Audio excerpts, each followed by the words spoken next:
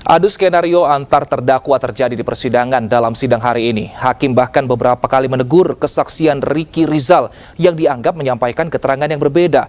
Kita akan membahas adu skenario di persidangan hari ini bersama dengan pakar hukum pidana Muzakir serta kuasa hukum Kuat Ma'ruf Irwan Irawan dan juga Bernard Pasaribu, kuasa hukum Baradae. Selamat malam Bapak-bapak. Selamat malam. Baik, saya ke Bang Bernard terlebih dahulu. Bang Bernard, poin-poin apa saja yang bohong dari Ricky Rizal? Baik, Kak Wisan. Selamat malam sebelumnya. Sebelumnya saya mau sampaikan dulu, ini kan majelis hakim melihatnya ini semua udah mulai terang ya. Makanya berkali-kali majelis hakim itu menyampaikan supaya saksi-saksi ini baiknya jujur. Kenapa ya? Supaya bisa menjadi pertimbangan majelis, supaya vonisnya ya tidak berat.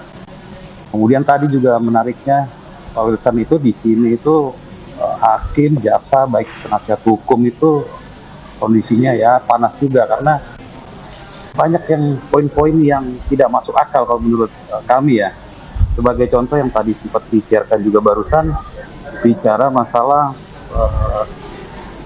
disuruh ibu, ini di Magelang ya, disuruh ibu mencari Joshua, tetapi Ricky Rizal malah mengamankan senjata api.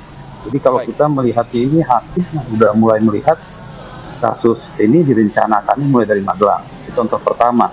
Contoh kedua itu seperti tadi juga disiarkan barusan, kok tiba-tiba Ricky Rizal ini tahu skenario tembak-penembak. Kapan itu di briefing?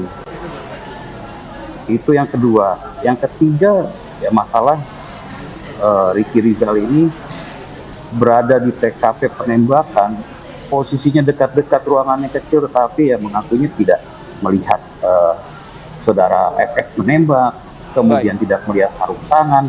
Itulah kira-kira poin-poin kejanggalan yang dikejar oleh baik hakim, JPU maupun penasihat hukum. Baik, saya ke Pak Muzakir. Pak Muzakir, hakim tadi menyatakan bahwa bohong. Nah, dari mana sebenarnya hakim bisa menilai bahwa pernyataan ini bohong? Apakah karena memang tidak sesuai dengan BAP atau bukti-bukti yang sudah dikumpulkan oleh hakim? Bukti-bukti yang dikumpulkan oleh hakim ya. Jadi majelis hakim tadi sudah menyampaikan bahwa dia punya rekaman, punya CCTV dan seterusnya. Rekaman dibaca, CCTV dilihat semuanya itu ya menunjukkan bahwa apa yang disampaikan kok nggak cocok gitu loh. Dari sisi lokasi, dari sisi waktu, dari sisi semuanya kok nggak cocok begitu. Jadi maka hakim mengatakan bahwa jangan bohong kamu. Karena CCTV kayaknya akan mewakili sesuatu yang materi hal yang terkait dengan keterangan yang disampaikan oleh Ricky Rizal tadi gitu.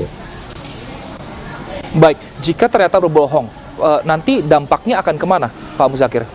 Ya, itu akan lihat tadi. Kalau kebohongan itu, ya ada dua ya kebohongan itu. Kebohongan itu karena ya memang cara dia untuk mengelabui sesuatu yang disangkakan pada yang bersangkutan gitu. Yang kedua adalah bohong itu menjadi sesuatu yang urgen, penting atau tidak gitu. Maksud saya adalah apakah keterangan dia nanti hal yang menentukan di dalam memutus suatu perkara sehingga masuk dalam pertimbangan hakim atau tidak. Kalau tadi hakim menggambarkan bahwa apa yang disampaikan tadi udahlah, saya hanya dengar aja bahwa kamu telah berbohong misalnya, itu menunjukkan bahwa dia tidak akan jadikan pertimbangan. Nah, kalau itu terjadi seperti itu cukup nanti akan dipertimbangkan sesuatu yang istilah bahasa penyidik itu berbelit-belit dan seterusnya. Tetapi kalau itu bisa masuk hal yang materi pokok yang menentukan dalam perkara ini, itu nanti bisa masuk di dalam yang disebut sebagai memberi keterangan palsu di bawah sumpah gitu. Jadi itu tergantung pada kecocokan hakim nanti melihat dari keterangan saksi yang lain dan alat bukti yang lain. Disitulah dia akan menentukan ini kebohongan yang layak menjadi sebagai tindak pidana atau kebohongan yang tidak layak menjadi bagian daripada tindak pidana. Baik. Saya kira itu prinsipnya begitu. Pak Irwan, dari keterangan yang disampaikan oleh Ricky Rizal, adakah keterangan yang berbeda yang akan disampaikan Kuat Ma'ruf dalam persidangan nanti? Iya, Kuat Ma'ruf pada keterangan tadi itu disampaikan bahwa apa yang dijelaskan oleh Ricky itu dia tidak tanggapin ya, karena sebagian dia tidak tahu juga. Nah, terkait dengan teknis pemeriksaan yang dilakukan majelis, saya kira masing-masing pihak dalam proses persidangan ini baik jaksa, penasihat hukum maupun daripada majelis hakim, saya kira punya teknik sendiri untuk mendapatkan keterangan dari saksi-saksi yang ada. Nah, olehnya itu memang harus terkonfirmasi semua. Ketika Eliezer menjelaskan, makanya akan dikonfirmasi ulang karena akan menjadi fakta persidangan nantinya. Apakah keterangan Eliezer kemarin itu ada keterangan dari Ricky Rizal yang bersesuaian? Sehingga memang penting ketika pertanyaan itu bukan diulang ya. Pertanyaan itu ditegaskan kembali untuk mendapatkan kebenaran material yang mana sebenarnya ketika suatu keterangan itu dapat dijadikan pertimbangan di putusan nantinya. Saya kira itu penting, makanya bukan kita berulang-ulang pengacara ini mengulangi pertanyaan, tetapi untuk mengkonfirmasi kembali keterangan mana yang benar, karena ada beberapa saksi yang berada di tempat yang sama kemudian memberi keterangan yang berbeda, sehingga kita mencari petunjuk lain apa yang bersesuaian dengan keterangan yang diberikan sebelumnya. Nah, itulah pentingnya kenapa para saksi ini pada saat yang sama kita bisa hadirkan untuk mengkonfrontir apa keterangan yang telah diberikan sebelumnya. Seperti itu, Mas.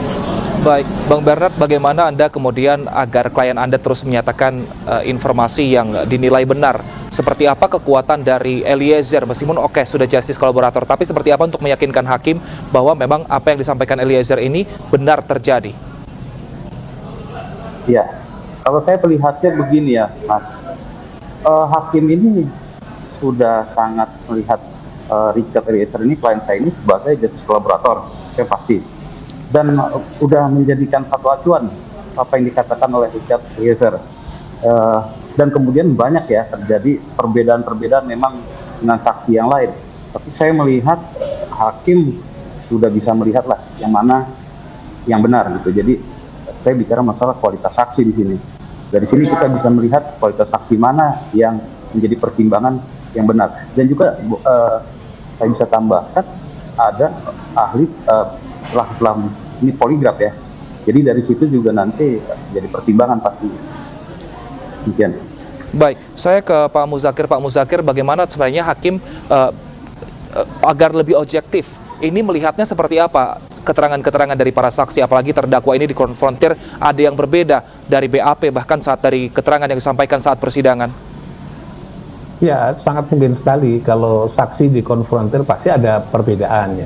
Sekarang dari sudut alamiah saja gitu.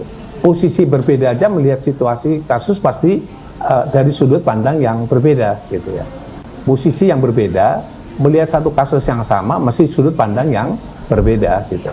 Kalau misalnya satu sisi dari kanan, mereka perspektifnya dari kiri gitu. Kan itu pasti memberi keterangan yang berbeda satu dengan yang lain. Tapi di antara keterangan itu mesti harus ada titik yang sama gitu.